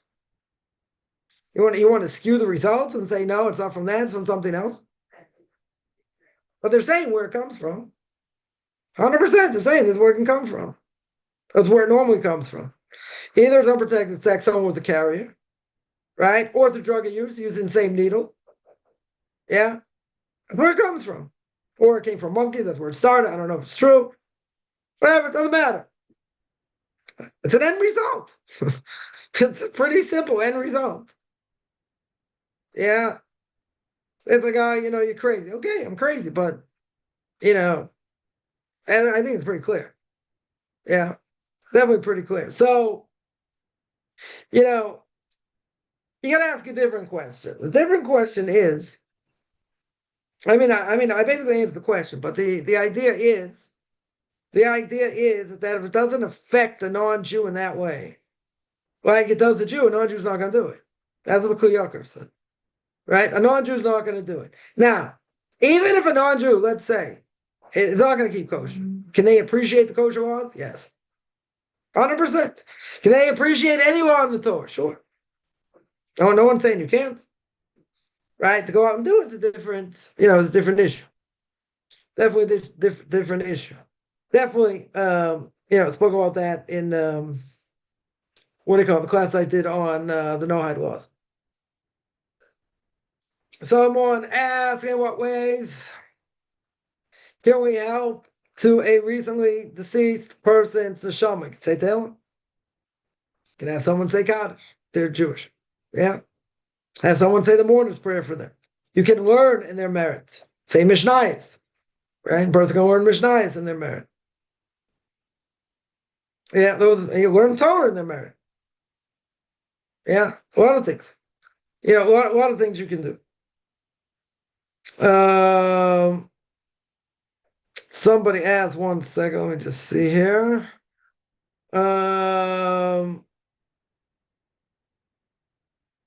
Yeah, all right, let me just see. Question is a human who's born from an intermarriage also a hybrid? Well, I'll tell you like this.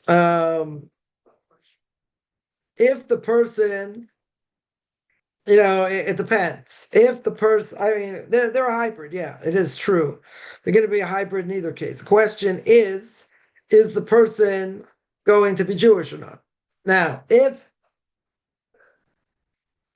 the person, let's say it's a non-Jewish guy and a Jewish woman. So again, we don't look at it as a marriage. It's not a marriage, right? According to Torah, it's not a marriage at all. But let's say a Jew, so a Jew marries a non-Jew. They have a child, right? They have a child. Now, technically, that child's a Jew. Now, the Gemara says there are different opinions. Some say that soul, that person born, let's say better, that person born is called the possum, blemished. Some say that person, that child, is a mamzer. It's considered a child of a forbidden relationship who can only marry same union, right? Or a convert. Others say that child's a Jewish child. Now, that's how we hold practically. The child is Jewish, but the child itself has a blemish on the soul. So I remember when I learned this many years ago. So as my Rebbe, someone comes in the rabbinical court and comes from that marriage, that type of union. Yeah, they're Jewish, but they have a blemish on the soul. Do you do conversion? Do you do what we call a gerus chumrah? Do you do a stringent conversion? They're Jewish. Essentially, they're Jewish. The question is, how do you take off that blemish? How do you take the blemish off the soul? They go through a pseudo conversion. Take on the yoke of Torah, go in front of 3 rabbis to the mikvah, and that takes off the blemish. Now, if they're not Jewish, obviously, then they have to go through conversion. So first of all, the person isn't Jewish. The marriage is not a marriage, even if the child is Jewish. I've heard some people say it doesn't matter. The child's Jewish. That's the bottom line. You're right, but there's a lot of baggage with that kid. That doesn't mean that kid cannot be a righteous person, even if they don't take off the blemish, they don't go the mikvah for the sake of conversion. Yeah, it can still be very righteous. Okay, but certainly the marriage isn't a marriage. That's for sure. And yeah, and they are a hybrid. That that child's at a disadvantage, the total disadvantage. Doesn't mean the child can't, rise to high levels. You can have a case not exactly the same. You can also have a blemished child where, let's say, a child's born even from 2 people that are married, but they didn't practice family purity laws. So we call the child a ben nida or bat nida, daughter or son of someone that didn't keep family purity laws. Yeah. So maybe I had a question. So that person could have tremendously negative character traits, a lot of negative character traits. So maybe he knew somebody that potentially was going to date somebody that came from this type of marriage. And you want to know, should he proceed? Should he even meet the girl? Yeah, should he proceed? Because of these, negative things. So maybe went from Chazon the Torah giant of that generation, right? Of Avram Messiah Karowitz of blessed memory started community in Bnei Brak. And Rebbe asked him that question. And he said, if this woman, has fear of heaven, and she's going in the right path, then you have no problem. Then don't worry about where she came from. Yeah, don't worry about that. Family did not practice family purity laws. Yeah, you have nothing to worry about. You have nothing to worry about. So now, so that's what he told. I don't know. They end up getting married or not, right? But he says it's not a problem. There are some people, that will want their children only to marry, somebody that came from 3 generations of practicing family purity laws. No, so I've heard, my rabbi speak about it. I've heard other, great rabbis speak about it, and they hold it's nothing. They hold, a person can want that. Okay, if they find it, all right. Yeah. Is it something to strive for? He said no. Because it doesn't have an effect. Because the person's going in the right path, that's not going to affect it. Okay, person can demand it, can want it, but I'm not saying you can't find it. You probably could. You probably have families that do have that. Okay. But not the end to end all things. Totally not the end to end all things. Yeah, you see the Torah giant of the last generation said it's not a problem. Totally not a problem. You can rely on that. Take it to the bank. Right? It's not a problem. If they're going in the right direction, then what happened doesn't matter. What happened doesn't matter. Yeah. Next question. Somebody says the body's damaged, born from an intermarriage, and they die. Perhaps they come back born to Jewish parents if they repent and behave correctly. It's not their fault. You got to remember, if a person's born from an intermarriage, do they have a choice? Did they sin in any way? The child born did not sin. There are repercussions for the actions, but the child did not sin. The soul had to go into that body. Why? I don't know. God wanted that soul to go in the body to reach whatever perfection it needed to reach. Now, could it be they're going to come back born to Jewish parents? I don't know. Why, maybe God put them in a non-Jewish soul for any number of reasons. I don't know. Maybe just to punish it. Maybe in a previous life, they didn't take Torah so seriously. So God says, I'll give you a chance to come back. You know what? I'm going to make you a non-Jew. I'm going to make you go through all these things that non-Jews go through. Yeah? You're not going to have any connection to Torah whatsoever. And that'll fix you up after they die. So the person says, yes. Let me do it. Yeah, but again, it's not a punishment for the child. It's a punishment for, even if you tell me the soul becomes a non-Jewish soul, however that works, according to Kabbalah, it doesn't mean that soul's going to come back and become a Jew. Doesn't mean that. That doesn't mean they're going to find their way back. Maybe they can be a Buddhist. I don't know. Maybe they'll be a Christian. They'll be brought up in a nice Christian family, nice Catholic family. I don't know. They have to come back again as a Jewish soul. Could be that's enough to get fixed up. God puts them in that. He says, "Oh, you don't think Judaism's so special?" Like, imagine I was playing God. I have a lot of fun with this. Yeah. So you didn't come to pray. You didn't come to pray so often. You took Judaism like as a grain of salt. You didn't really take it so seriously when you should have. And this, that. So you know what? You thought it was gonna, you thought it was good to act in this way. So you know what? I'm gonna bring you back to fix you up. And how am I gonna fix you up? I'm gonna put you in that world and only in that world. And you're gonna see why being a Jew is worthwhile. Right? And that potential is gonna fix up your soul. Yeah, again, I'm guessing there. I'm not saying, take what I say with a grain of salt on this. Yeah, but God could do that. God can say, you didn't appreciate Judaism when you had the opportunity? So I'm going to put you in the body of a non-Jew. You see how non-Jews act. You think it's so great to be a non-Jew? Okay. I'm going to fix you up that way. But God has to bring them back after that as the Jew who says, maybe they got fixed up that way. Or let's say, God put a person in a mentally challenged body. He made the person a cripple for whatever reason. Yeah, now that soul has to come back. Why does the soul have to come back? It got fixed up, whatever it needed to do. It doesn't need to come back, right?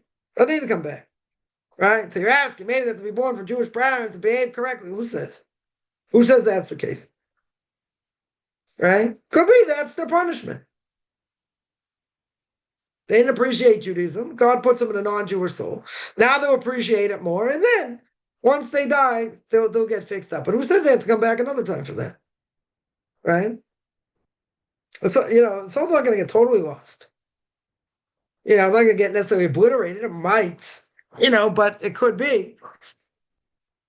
It could be that, if a person didn't appreciate, their Jewish upbringing, if they didn't appreciate their Jewish upbringing, God could do that. There's a story, somebody comes back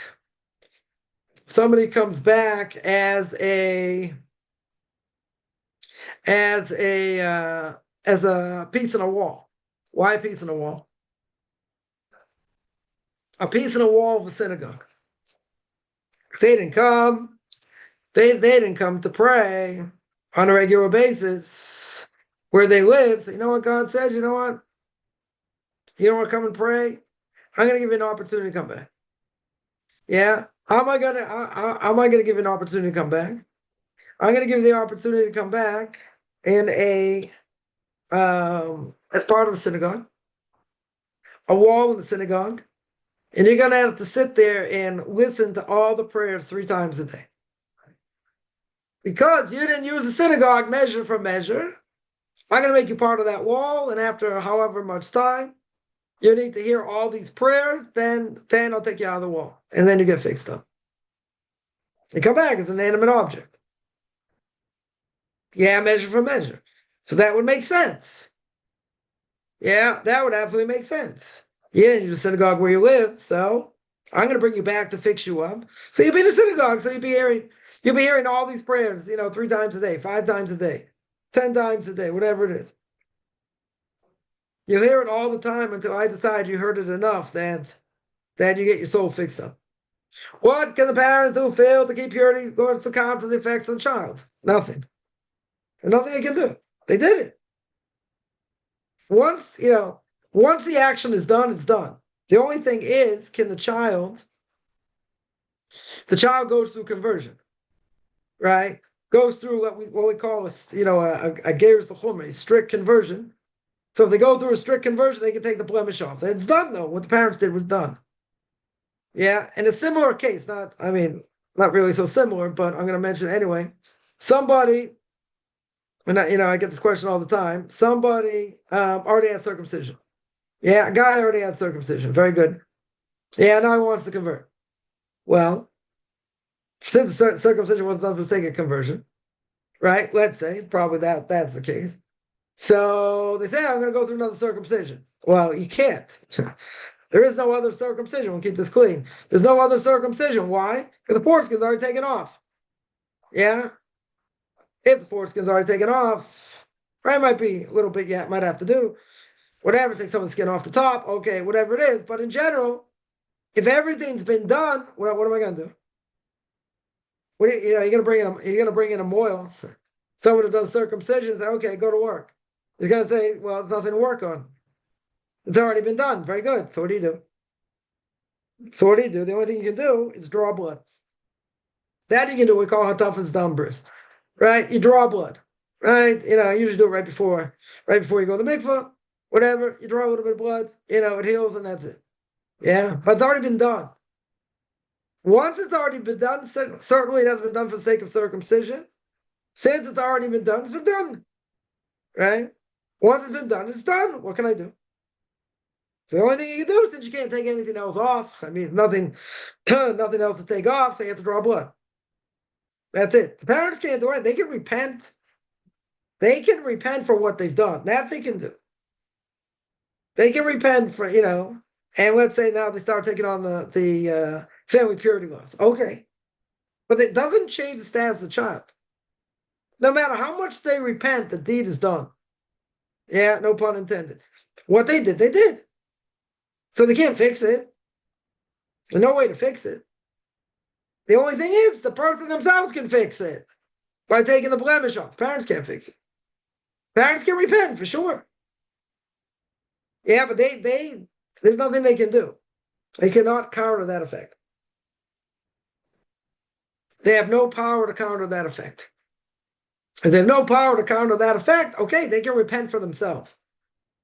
100% they can repent for themselves. But to counter the effect, that they can't do. That the child has to do themselves. Or they can encourage the child. Let's say, when they become of age, they encourage the child, to go to the mikvah, for the sake of conversion, etc. They can do that. Right? Certainly they can do that, but, essentially, once the deed has been done and the child is born, there's nothing they can do. They're not going to have an effect. Right? Whatever they do will not have an effect on the status of the child. The child has to go to the mikveh for the sake of conversion. That's what the child would have to do, to take the blemish off. The parents can't do anything. I mean, they can start keeping family purity laws. Very good. They can repent tremendously. Okay. That doesn't change the status. That will not change the status of the child. Um, someone says or asks, the people smoke salvia, live a lifetime as a ceiling fan, or a tile on the floor, they come back to the human body. Can we reincarnate even during life? No. We certainly don't believe that. Reincarnation comes after you die. Once a person dies, the soul goes up, then potentially the soul can come back. I mean, probably not going to do that now. Probably our souls have been here this is the last time around, most likely. But in theory, the soul can go up, get judged, and come back. Yeah, but not while it's alive. Certainly not while it's alive. Right? This whole thing, like, a person, smoking this stuff, and that's what happens. So we don't, according to Torah, it's not the case. It's for sure not the case. Yeah. It'll never be in this lifetime. Just like there's no such thing in Torah's deja vu. A soul will never remember what it's doing here. According to Kabbalah, will never know what it's doing here. Right? People bring up this thing about, deep what's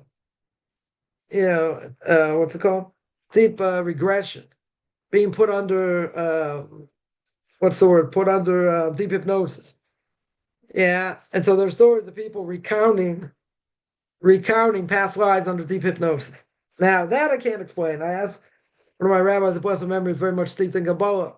He didn't have an answer. What I understood, again, I could be totally wrong here, but what I understood was that while you're awake in this world, you'll never know what your soul's doing here. In other words, deja vu out the window. You'll never know. Could be, if you're under deep hypnosis, maybe you can recount it. Maybe you can recount it. I don't know how truthful that is. Yeah. Yeah, as one of my rabbis said, in blessed memory, according to Kabbalah, that should never happen. Should never happen. Not while you're in a deep trance or anything else. Right? Not in this world, it shouldn't happen. So I can't, I don't have an answer. I don't have an answer for that. I'm just saying it could be, and I'm not saying it's true. It could very well be a person, if they're awake, they'll never know what they're doing here. They'll never know any past life experience. Yeah, it could be if they're under deep hypnosis, maybe. I say maybe because it shouldn't happen according to Kabbalah. According to Kabbalah, it shouldn't happen as far as I understand. But, I'm certainly not an expert in Kabbalah. I'm talking about someone who's pretty much an expert. Studied Kabbalah for many years. So, could it be under deep regression, a person, deep hypnosis? Maybe, but according to Kabbalah, that shouldn't be the case either. Someone said there are two Batei Din, one in heaven and one in earth. Okay. Yeah. They can make different decrees. Yeah, let's say a person goes to Beis Din. Let's say take someone to Beis Din. Someone owes them money, somebody caused them damage, whatever it is. Yeah, and the Beis Din rules against them. Beis Din rules against them. Let's say based on technicalities. Let's say there's only got one witness. You need two witnesses to establish a case in court. One witness not enough, right? One witness will allow the other person to swear. We don't make people swear today. And if it's only one witness, we're not going to allow someone to do it anyway. To bring one witness, etc. So let's say a person gets off on a technicality. What happened? In heaven, he's guilty. In heaven, he's guilty, but this guy had to lose. Why did he have to lose in this world? Because of a gilgul. Because of reincarnated soul. Right? Even though really should have won, and he never should have lost the money. Very good. He never should have, whatever. He should have been able to collect. But for whatever reason, he wasn't able to collect. But heaven said he's guilty. Okay. So what happened? So because of a transmigrated soul, he had to go through this and take the loss for different reasons.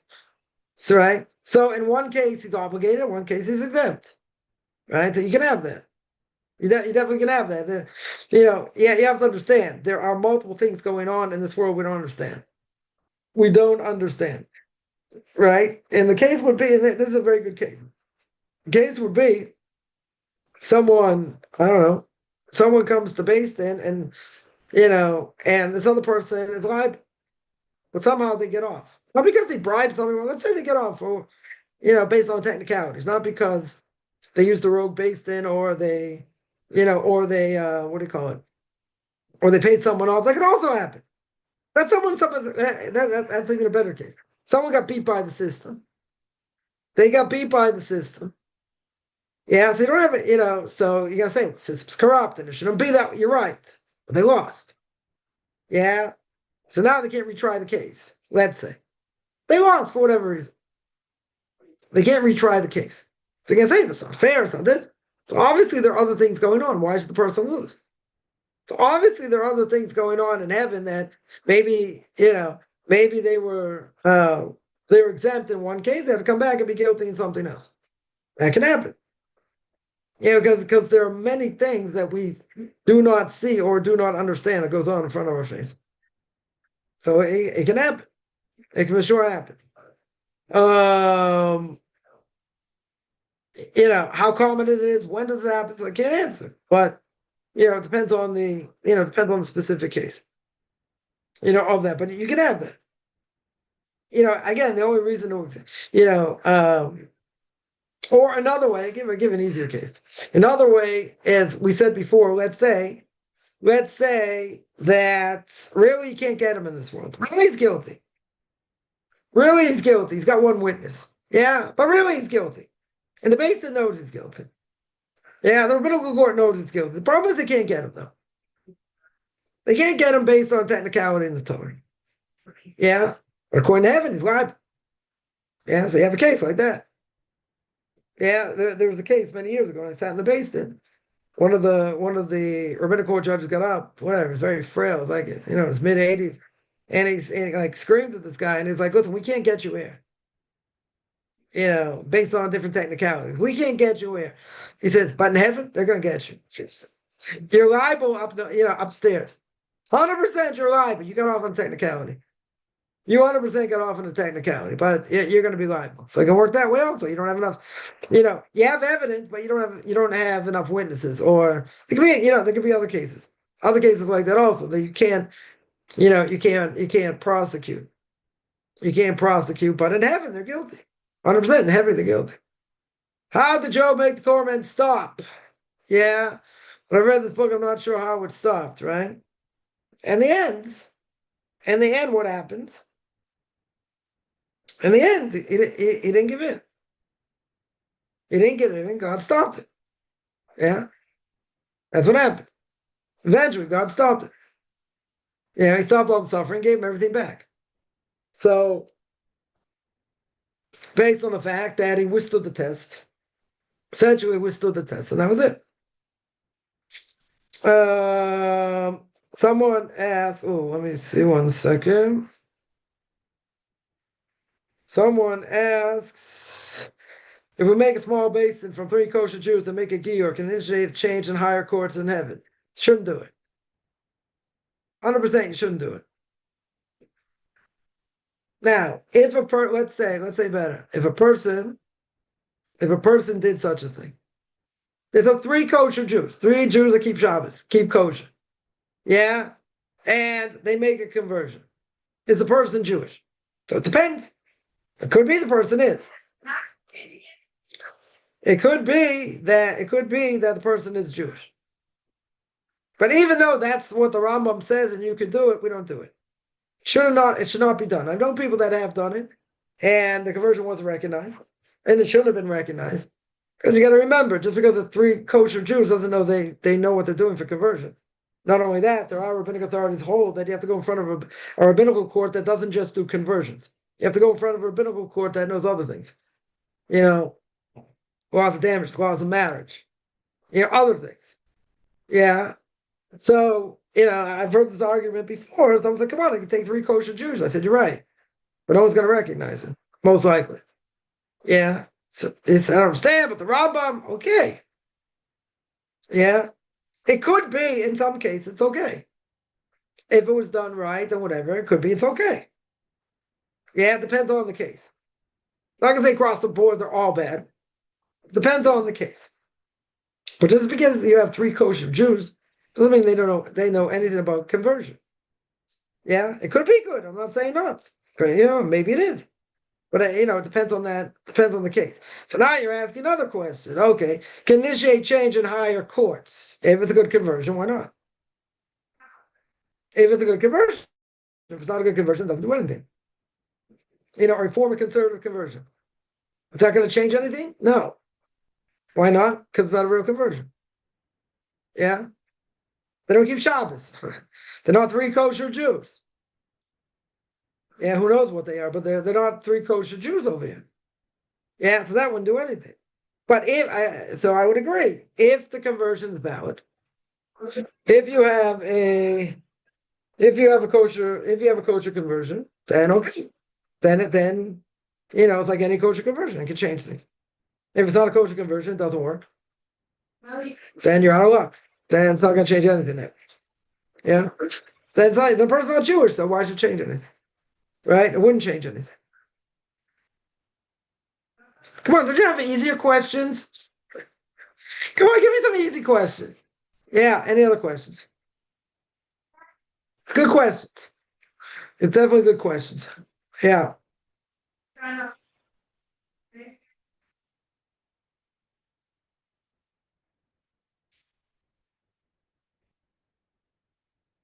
Yes, I always say, if I knew what went on in heaven, be a lot of other things going on. Be world famous. Like my Rebbe always says, I never met someone, come back, be in that world and come back. Okay.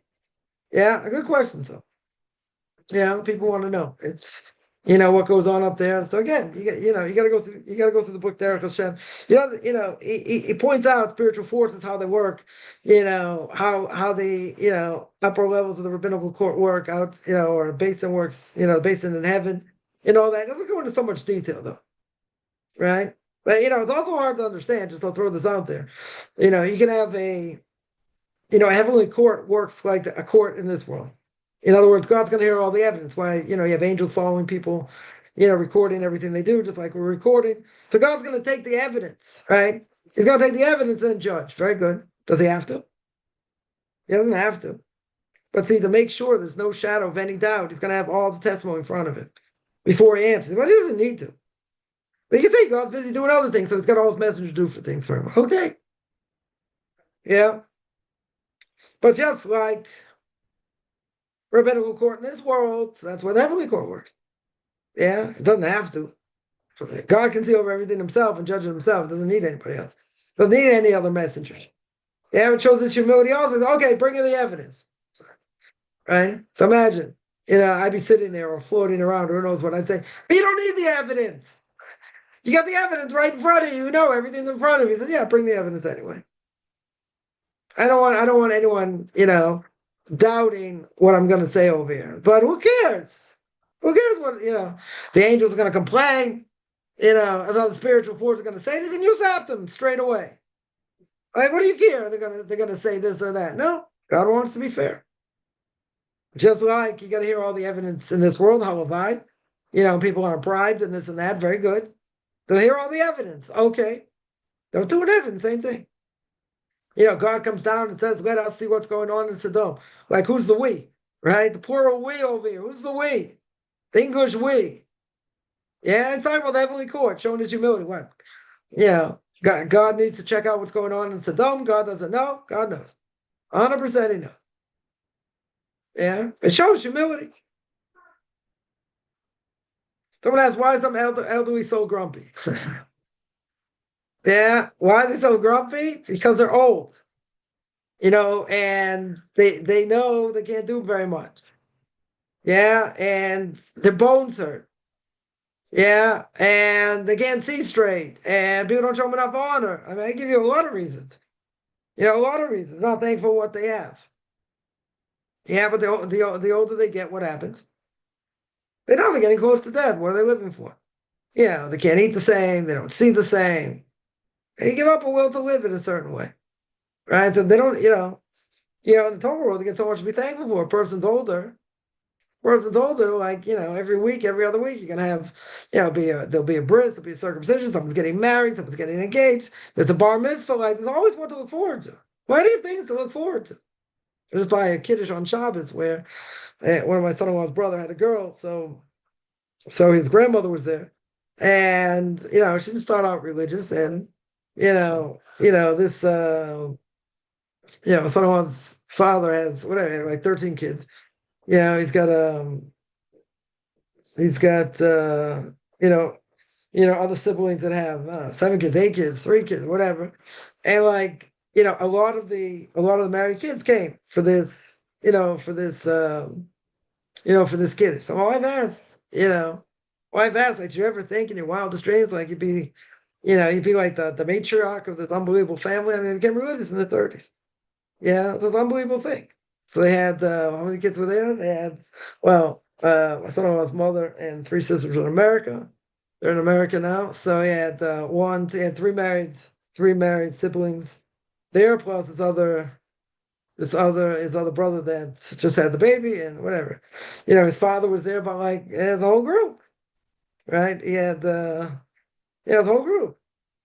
One of his one of his sisters like 10 years older than him, or 8, 9 years old. They have like 6, 7 kids. So like whatever, it's kind of rowdy. There's a lot of noise there. Very good, but like a whole bunch of people there, a whole bunch of people there. So my wife asked, like, did you ever think in your wildest dreams you had something like that? It's like never. She said in her southern drawl, like, yeah. So someone mentions body falling apart. Yeah, that's probably why. Why some teens grumpy also? Hormones, and that's why. Hormones drive them crazy. They're not adults and they're not kids, right? They're definitely not kids. They're for sure not kids. So they're like in no man's land. No one takes them really seriously, but they're not kids at the same time. So go through a lot of emotion. Kids go through a lot of emotion, especially during teenagers. Especially when hormones are, going crazy. That's probably the main reason. Other reasons they go through a lot of peer pressure. Yeah, they're sucked in by society. So like, girls especially. I mean, obviously because they're more emotional and whatever. But in general, there's a lot of pressure, a lot of pressure, a lot of pressure. They don't know what they're living for.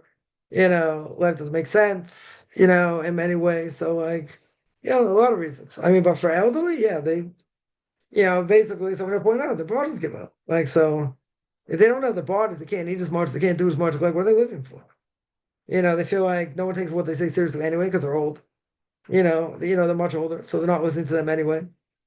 Can't work. They don't. They don't feel like they have anything to contribute, right, so to speak, because the younger generation not going to take them seriously, not going to listen to them. Their ideas are old fashioned and all that. So like they don't feel they don't have any purpose. They have absolutely no purpose. Um, for older people also, I think part of it they just feel they have no purpose at all. And that no one's going to listen to them, and no one wants to really have a connection to them. It depends how close they are with their family, but when the older a person gets, the less anyone wants to really deal with them. And it's hard because at the end of the day, a child has an obligation to take care of a parent. They say 2 parents can take care of 10 kids, 10 kids can't take care of 2 parents. And some people, A, don't want the responsibility of taking care of them, and B, they can't be bothered. They don't want, they don't want to be inconvenienced, so to speak.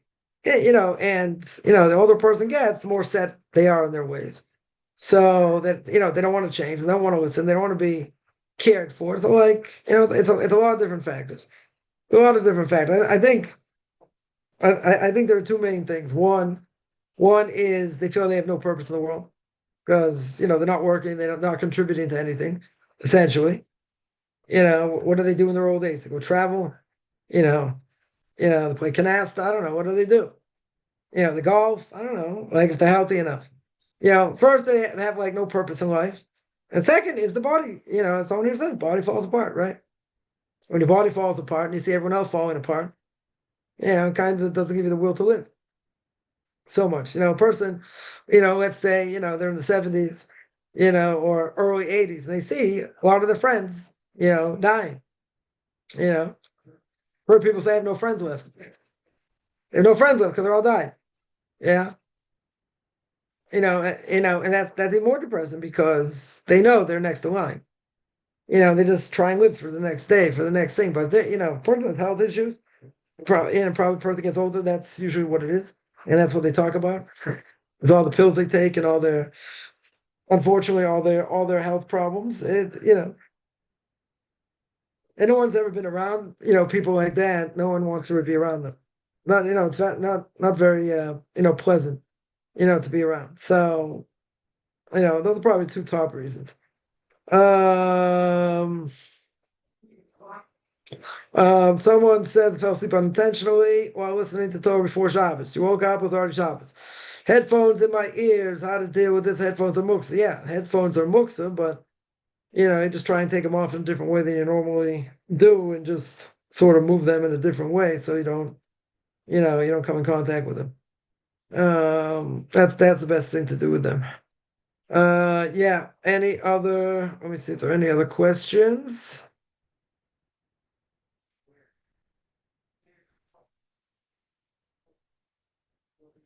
Yeah. Any other questions?